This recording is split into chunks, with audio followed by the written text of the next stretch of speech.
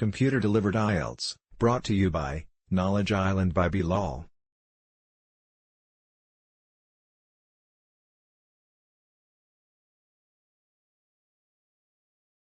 You will hear a number of different recordings, and you will have to answer questions on what you hear. There will be time for you to read the instructions and questions, and you will have a chance to check your work. All the recordings will be played once only. The test is in 4 parts. Now turn to part 1.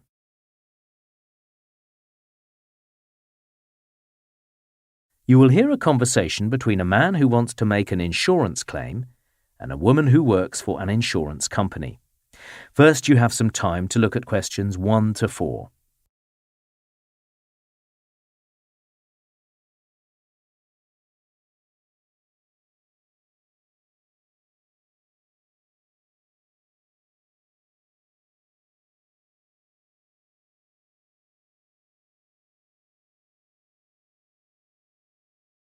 Now we shall begin.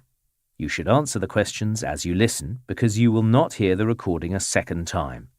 Listen carefully and answer questions 1 to 4.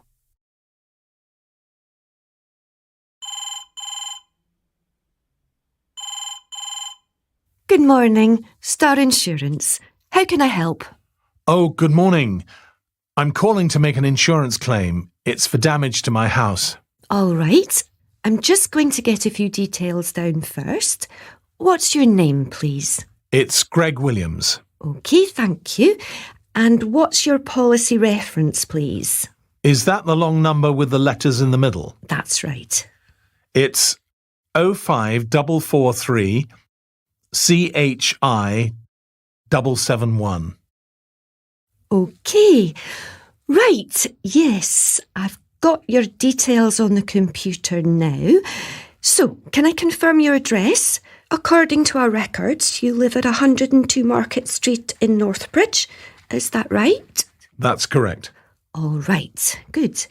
And the last thing I need to check, what's the best phone number to get you on? Is it the number you're calling on now? No, I'm calling from work. Let me give you my mobile phone number.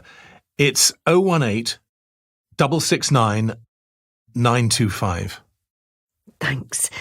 So, can you give me a description of the damage? When did the incident occur? Sunday the 17th of June. I see. And what was the cause of the incident? How did the damage happen? Right.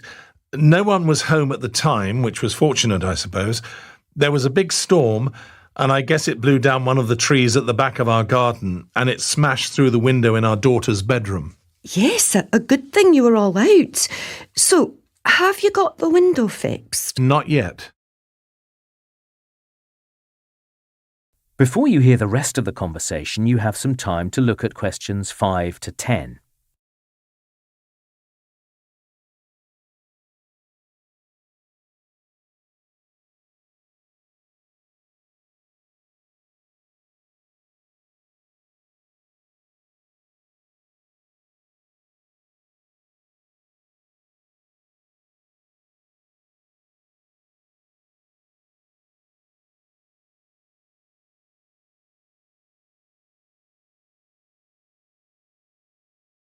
Now listen and answer questions 5 to 10. All right. And so, apart from the window, what are you claiming for? OK, like I said, it was my young daughter's room. Anyway, right below the window is her desk. That's all right, but she'd left her glasses on it, and they got really badly scratched. She'll need a new pair. Luckily, she hadn't left her headphones there, like she normally does. Is there anything else? Yes, because the window was broken, the rain got in. And what's really annoying is that, when was it? Just last month, we'd gone shopping and bought a carpet. We'd only had it for a couple of weeks and it got soaked. We had to remove it. Oh dear. Are there any other items you'd like to claim for? Yes. I suppose we should be grateful that the rain didn't reach her computer, but when the tree came through the window, it tore a hole through the curtain that was hanging there. OK, I'm making a note of all this. And one more thing I need to claim for. Yes, go on. We've had some repairs done already. for a door we can't open. To the back of the house? No, it's for the garage. The tree hit that as well. OK. So, have you contacted a professional builder yet? Yes, it's the same builder we always use. Do you want his name? Yes, please. OK, it's Stephen Honeywell. Honeywell. All right. Now, apart from damage to the house itself, what else do you think the builder will be looking at? Because we're going to need photographs. Oh, yes. Well, he'll be putting up a fence for us between our house and the neighbours, because the one we've got now was smashed by the tree. So I'll take some pictures before he does the work. Please do that, and then you can send them in with your claim. That is the end of part 1. You now have 1 minute to check your answers.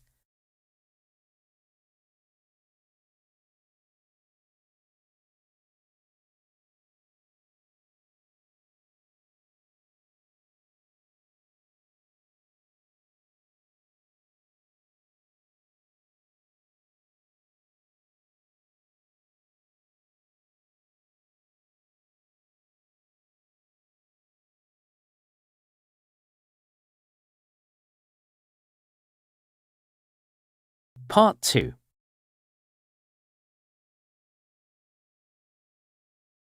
You will hear a woman who helps run a program called Young Explorer talking to participants. First, you have some time to look at questions 11 to 14.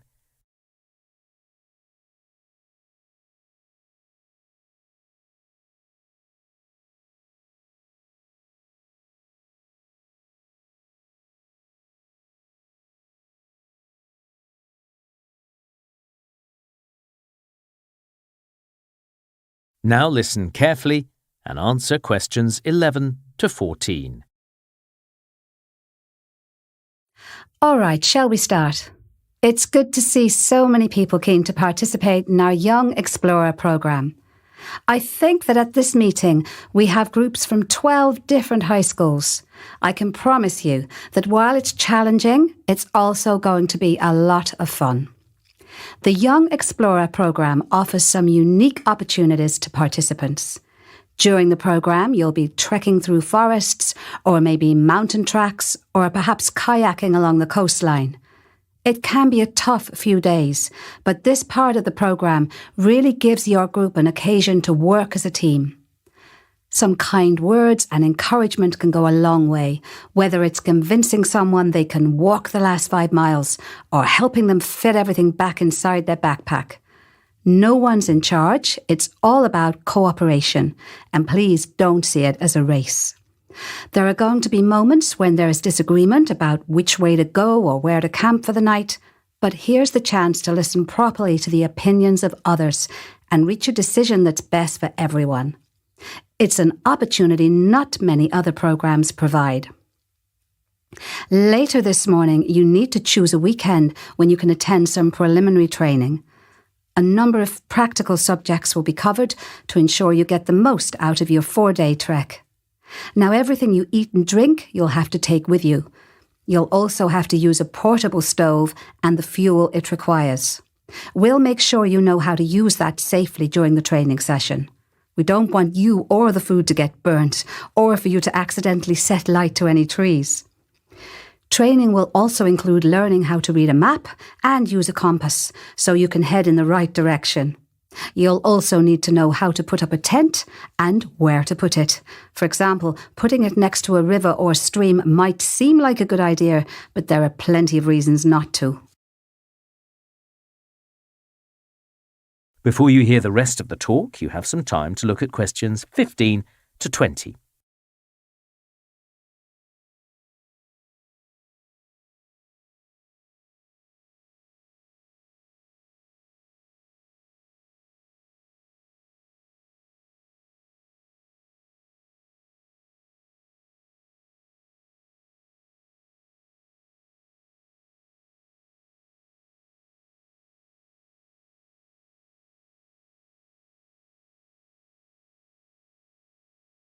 Now listen and answer questions 15 to 20. OK, there are 6 tracks on your list and your group can decide which track it wants to take. Each of them are about the same distance, but very different in other respects. The first one, North Face, that's one of my favourite tracks. It takes you high up into the mountains and the view is stunning. But we've just heard that some maintenance work is taking place, unfortunately, and so people aren't allowed to use it at the moment. But the other tracks are very interesting too. You've got Blue River, which I'd thoroughly recommend, but you need to keep an eye out when you're walking that track. It's easy to slip on the rocks when you're crossing the river, and you do have to cross it several times. Then there's Pioneer Track, which takes you through some native forest. You follow the track for about a day and a half, and then it comes to an end at a town called Richmond. It starts up again on the other side of town, and the rest of the route is along the coast. You might also consider Edgewater. You get to see some beautiful lakes and bird life. The only thing I'd say, though, is that it's very popular, and you'll probably come across a number of other groups out walking on the way. Number 5 on the list is the Murray Track. That one is certainly quite challenging. There are some very steep sections, and at some points you'd be walking right next to the cliff edge on a very narrow path. That's definitely a track where caution needs to be taken. Great views, though. And last but not least is Lakeside Track, which, as the name suggests, takes you along one of our biggest lakes. It has some terrific camping spots, but that also means it's a bit of a tourist attraction, and you could well be sharing the track with many other visitors. Anyway, it's up to you which track you decide to take. That is the end of part 2. You now have half a minute to check your answers.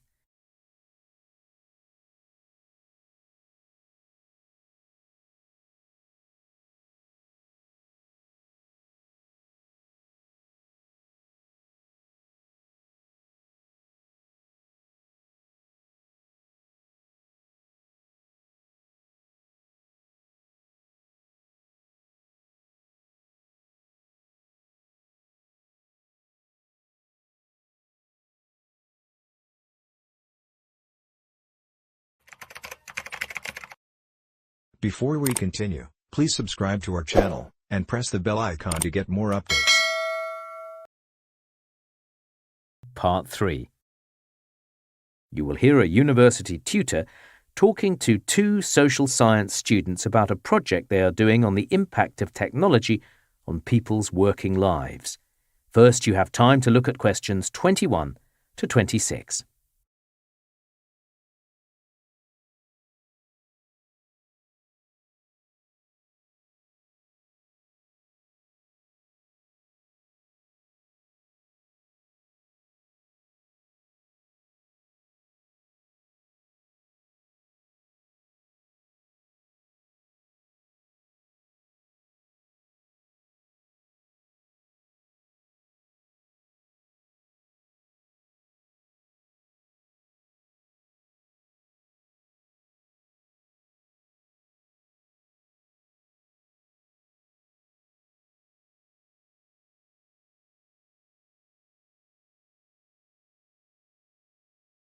Now listen carefully and answer questions 21 to 26.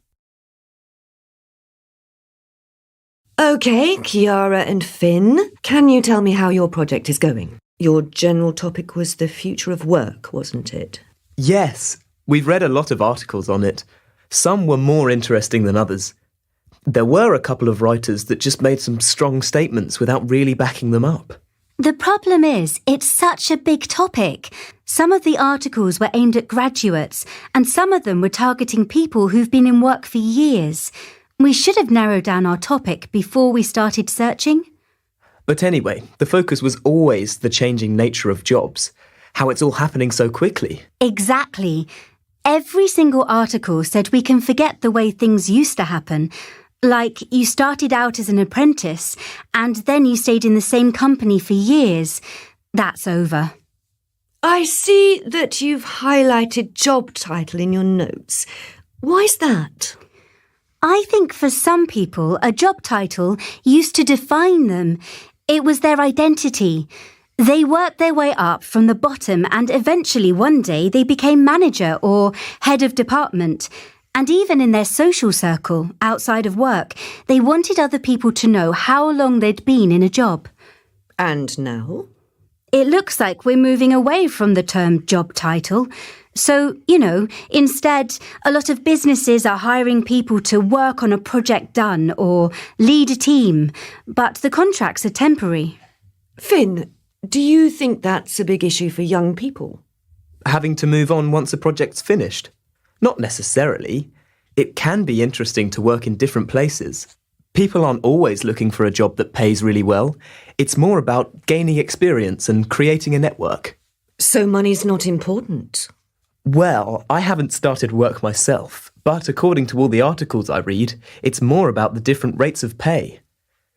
If you have a good salary, you probably have enough to enjoy life, but if you're only earning the minimum wage, how do you get by?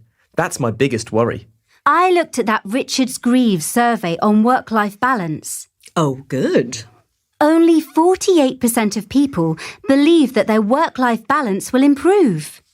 Is that a statistic that surprises you? It's hard to say.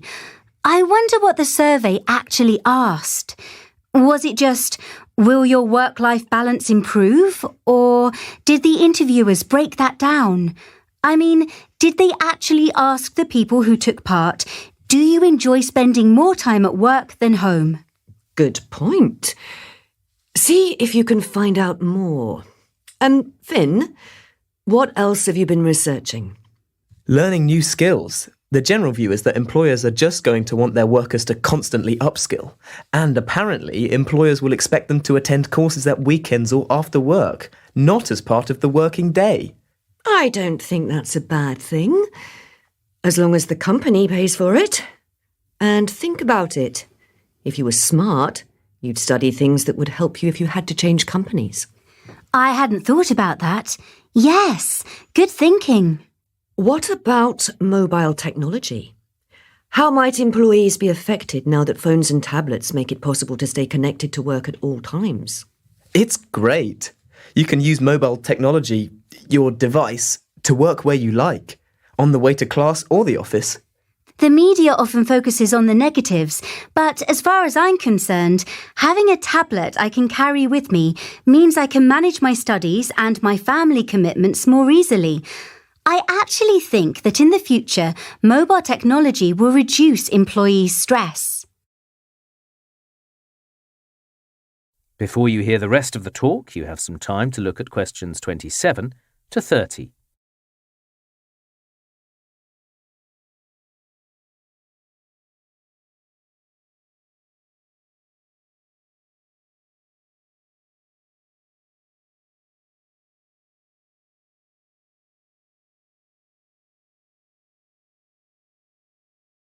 Now listen and answer questions 27 to 30.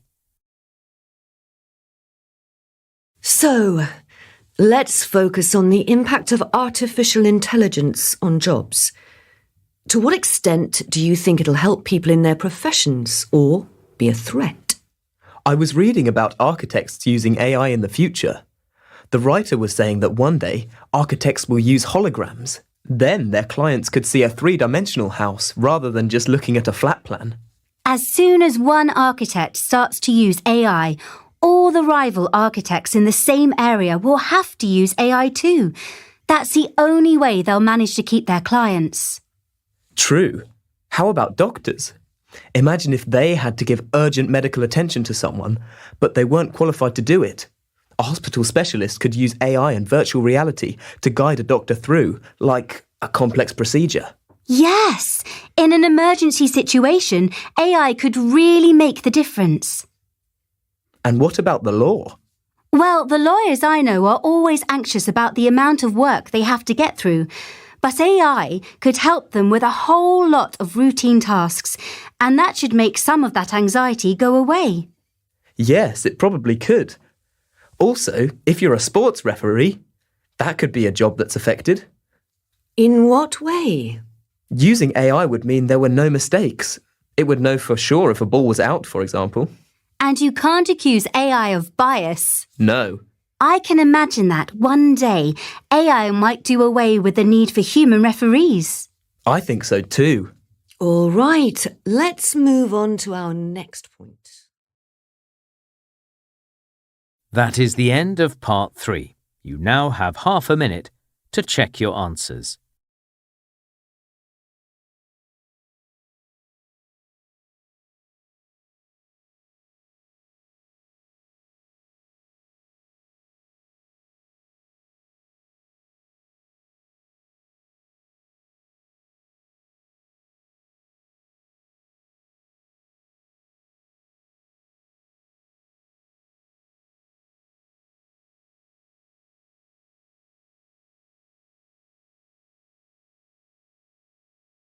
Part 4. You will hear a lecturer giving a presentation about the Klondike Gold Rush. First, you have some time to look at questions 31 to 40.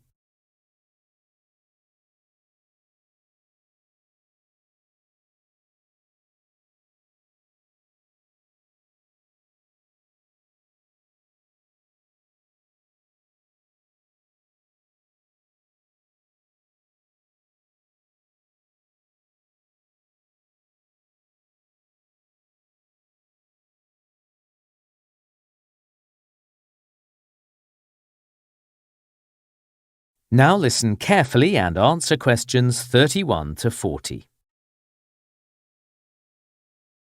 Today, I'm going to talk about an incredible event in the history of Canada, the Klondike Gold Rush. Between 1896 and 1899, over 100,000 people set out to seek gold in the Klondike region, a remote area in northwestern Canada. Only 4,000 people were actually successful. Let's start by considering the journey people had to take in order to reach the Klondike River and start looking for gold.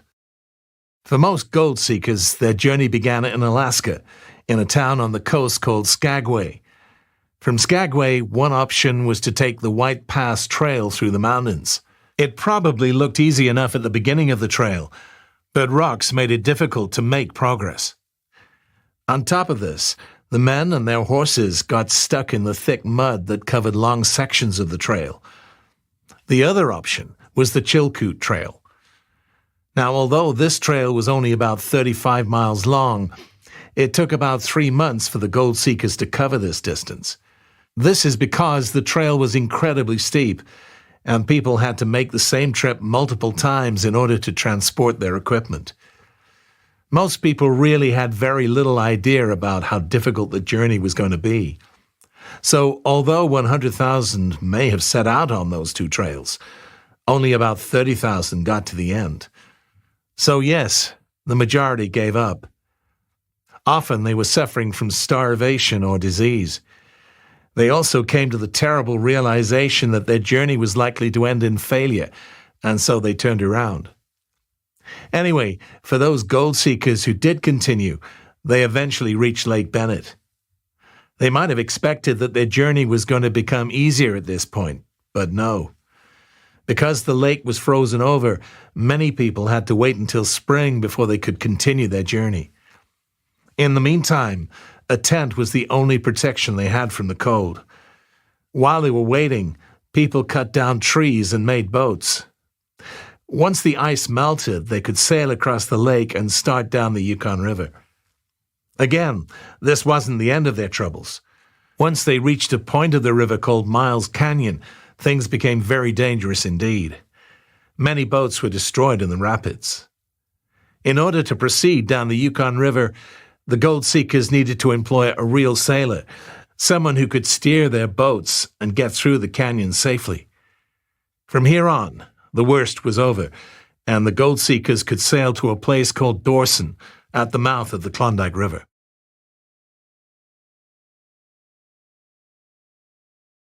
So earlier on, I mentioned that gold seekers needed to make multiple trips up and down the two trails. This is because they had to transport an enormous amount of equipment. This equipment was set out on a very long list. It was actually the police who gave gold seekers the list, since they knew how unprepared many people were for the journey. People were obliged to take enough supplies to last them a year, so the list included clothing like boots and warm winter coats. There was also the food the gold seekers required. Perhaps items like tea weren't too hard to carry, but 400 pounds of flour would have been very heavy indeed. The gold seekers had to take a lot of tools as well, everything they needed for digging, for building, and so on. Things like rope were essential and could be packed away without too much difficulty. But imagine having to carry 2 or 3 buckets with you. All these things were compulsory. So, some people became very successful because of the gold rush, and not because they'd actually found gold themselves. Those who were business-minded saw many opportunities. They sold the supplies that the gold seekers needed. They established hotels and so on. And then there were people like Jack London. London was one of the gold seekers that actually survived the terrible journey, but he didn't find much gold. Still, he was inspired to write. Through his vivid description, his readers could share the feeling of adventure, even from the comfort of their armchair. Finally, it wasn't just men that tried to seek their fame and fortune. Many women also headed up the trails. Among them were Annie Hall Strong and Emma Kelly. In the US and in other parts of Canada, ordinary citizens were keen to read about life in the Klondike. Working for different newspapers, Hall and Kelly often described their first-hand experience of danger and hardship. Another thing that needs to be discussed. That is the end of part 4. You now have 1 minute to check your answers.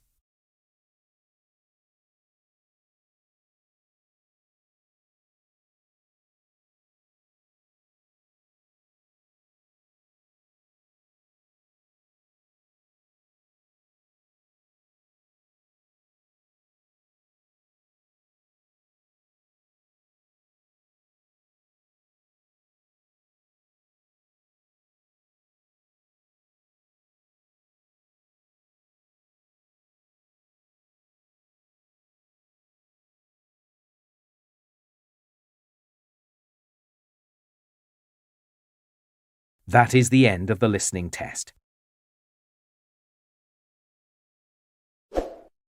Don't forget to comment, like, and share our video.